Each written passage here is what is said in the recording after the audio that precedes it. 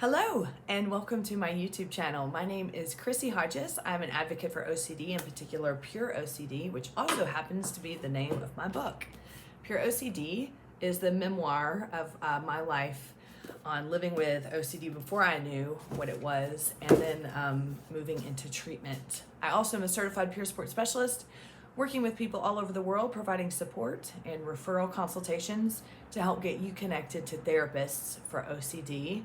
We can connect people all anywhere in the world to treatment, which is specialized with exposure response prevention. NOCD is an app. They also do provide telehealth, ERP. So if you are interested in checking out their program, head on over to treatmyocd.com, or you can look in the description of this and click on the link to find out more.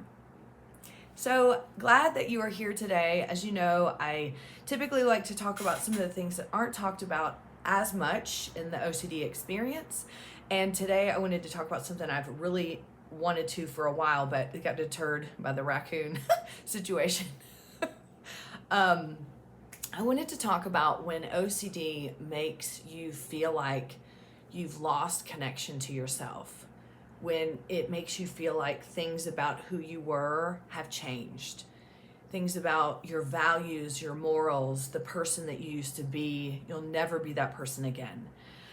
And I've talked about this a little bit in and out in different videos, and it's a bit of a complex topic because to a degree, when we experience OCD, and especially when we go through really tough things like suicidality or suicide attempt, or if you've been hospitalized, or if you've just had intrusive thoughts that are for such a long time, or the onset was so quick and it feels like things in your life have changed so quickly. I mean, these things can be traumatic, and trauma is tough. Trauma changes us. And I know that usually in OCD talk, we don't talk about trauma, and you might hear therapists saying, nope, we don't look at OCD as trauma, and we don't treat it like trauma.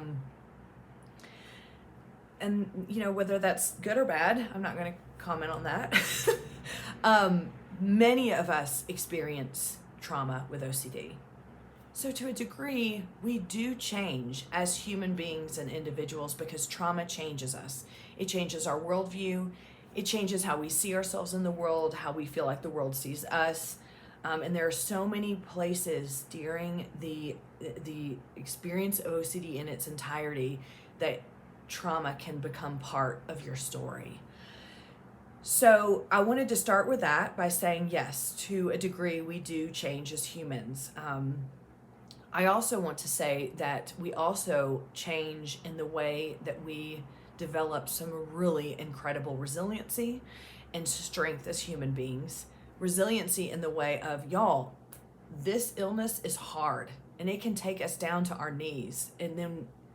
But you know what? You're here at this video. You still get up, you still do things, you're still seeking how to get better. That is resiliency. You're still trying to make life better. You're still, hoping that things can get better. You're still finding ways to feel better and to get better. That is resiliency. The reason why this illness is so hard is that you don't get a break when you're really, really in symptoms. It can be 24/7, and you can't go home and put your feet up and crack open a beer and be like, all right, I'm done with OCD for the day. Nope. And that's what can be so hard. And we find the strength inside of ourselves to keep going and to keep fighting. We're some pretty fucking awesome people. And I think we forget that because OCD can make us believe we're actually weak. So with all of that said, I want to talk about how OCD makes you feel like you've lost who you are. I hear this all the time from people, and I feel this way too when I experience OCD symptoms. I wish I could go back to the person that I was before OCD. Well, you can't. Again, because OCD changes us, trauma changes us, but that doesn't mean that you there isn't some inherent part of who you are, that persists as you are going through all of this. You don't lose who you are. You don't lose that sense of self. You may feel like you have.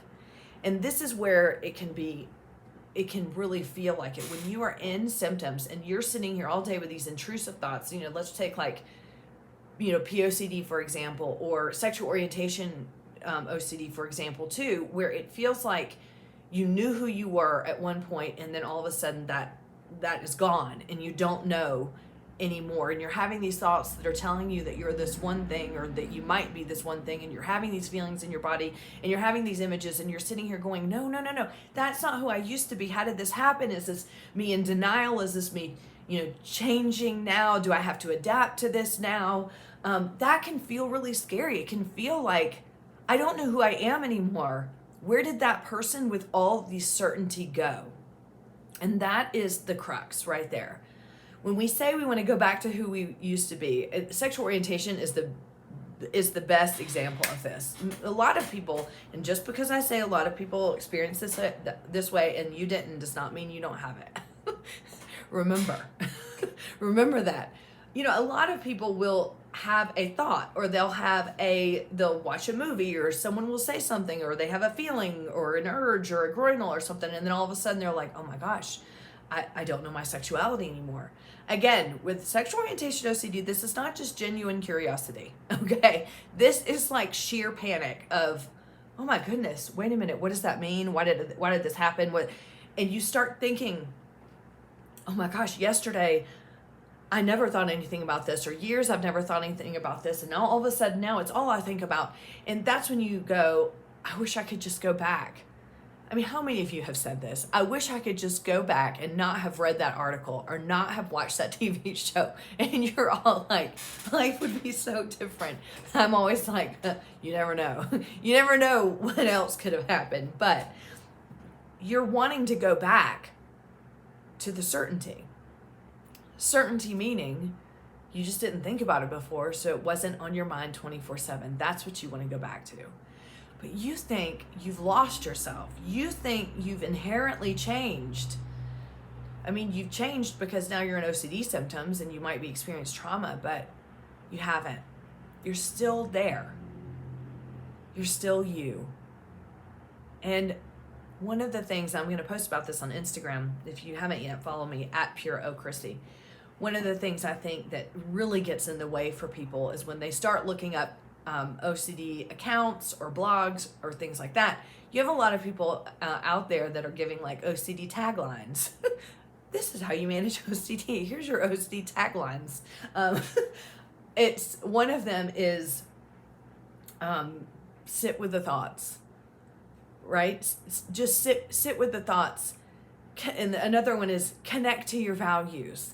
Okay, that's the big one. Sit with your thoughts is tough because if you don't know how to do exposure response prevention treatment and someone tells you just sit with the thoughts and you have a groinal and it's summertime, if you have the groinal in the heat, you're just sitting in misery, right? And so you're sitting here going, this is supposed to help. No, it's making things worse, right? But the real one I wanted to make the point about was, just follow your values, stick with your values. Now, I'm not saying that these things can't be helpful. But what I'm saying is when you are in a spot where you go, I don't even know who I am anymore. Why? Because OCD the symptoms are full on. You're questioning these things in your head all day. You feel like you've really lost who you are and your sense of self, when before you felt like you were so sure, or you just never thought about it before, which is the real deal. Usually. When someone says just, make values-based decisions, stick with your values, you sit there and go, especially with taboo intrusive thoughts, well, what are my values? Because my values aren't sitting here thinking about pedophilia thoughts all day. But if I am thinking about those all day, does that mean that that's my values? But it's not what I want, but I can't stop it. So what does that mean? Do you see the complexity of what can happen right there? What was that? That's why it feels so scary to think I have lost who I am in the face of this illness. I don't know what my values are anymore. I don't even know, with taboo intrusive thoughts, especially, like, let's take incest for incest intrusive thoughts. This is a perfect one. You might think it is immoral, to have a sexual relationship with your family member or sister, mom or dad, right? But then if your thoughts are over and over and over, intrusive thoughts about having sex with a family member, you will think to yourself, I have lost my morals. No, you haven't. You're experiencing intrusive thoughts around this. And then, you always hear people saying, oh, but you don't, it's OCD because you don't want the thoughts. Well, then OCD is the trickster, right? It's the shapeshifter. It'll be like, no, you do want these. And watch, I'm going to make your groin move, or your mouth water to the banana or whatever else. So that shows you that you do want it. So you start to question everything. So right in there, of course, you're going to question your values and your morals, and you're going to question who you are, and you're going to question why this happened to you in the first place. And you really feel like, I have split from myself. I don't know who I am anymore. And I'm scared. I'm scared I'm never going to find that person again. Here's what I know. You are not lost. You don't become lost in the intrusive thoughts. The intrusive thoughts take the focus away. Why? Because you are symptomatic. Because you're in symptoms. Because you have this disorder. I always say, and this may seem like a silly comparison, but it's not. When you have the flu, which I had a couple weeks ago, and I remember thinking about this analogy. When you have the flu, and you're sitting there and the covers are hurting you. You know what I'm talking about? When you have the fever and like everything that touches you hurts. It doesn't matter if you're warm or cold, it hurts. I always have these feelings of, I'm never going to be able to get out again. I'm never going to be able to drive. I'm never going to be able to swim or run, or, life is never going to resume because I'm so stuck in the symptoms of the flu then. I can't imagine anything different. That might be where you are right now with OCD. You're stuck in the symptoms so badly that you feel like, I'll never get out. I'll never be me again. I'll never be able to do the things I love. I'll never feel again anything other than these intrusive thoughts. Hang on. Hang on. All of us go through this. You are not alone. You have not lost who you are. You have not lost your moral compass. OCD makes you believe that you have. But you haven't. You're still there. I try to do grounding, things that ground me when I'm getting into that spot. And sometimes it's hard because really, when I'm really sick in symptoms, all I want to do is just sit paralyzed. But I try to ground myself. Eat the foods that I love, even if I feel like not eating. Go get on the dirt. I go running. Nature is my thing. That's how I ground. CBT tells us that you can do all kinds of things if you need to ground your senses. Look for things in the room that are red when you're panicking and things like that. Chew on ice. Put ice in your hands. Eat a lemon. I mean, that's awful, but that shit'll bring you back to reality. Ground your senses. I always have like little things I can, put, so I can touch and feel. Like I have this cup that has these spikes all over it, and I'll use that cup when I know I need to ground that day. It's hard when you feel like you've lost yourself, but the symptoms will make you feel that way, but you are still there. You're still intact. And listen, keep working on treatment. Keep working on getting better. You will have ups and downs, but you're not lost. And I want to remind you again before I wrap up, you have so much strength and resiliency just by being here right now, listening to me. That's a sign that you have hope. That's a sign that you have inside of you that you still want to fight and you still want to get better. And I know how scary it can be. Trust me, I just went through it a few weeks ago, and I remembered how scary it was when you feel like everything is turned upside down. It'll never be the same. I'll never find who I am again. You will.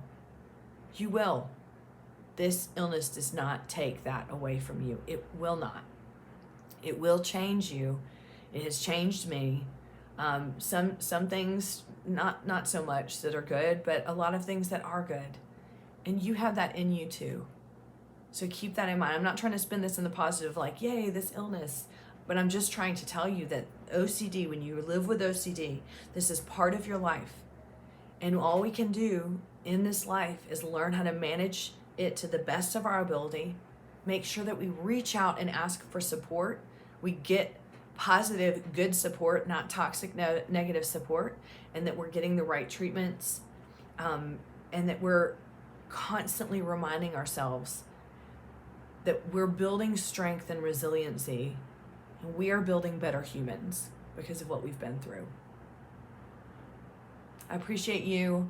I hope that you have a great weekend because it is Friday, and I look forward to seeing you next time.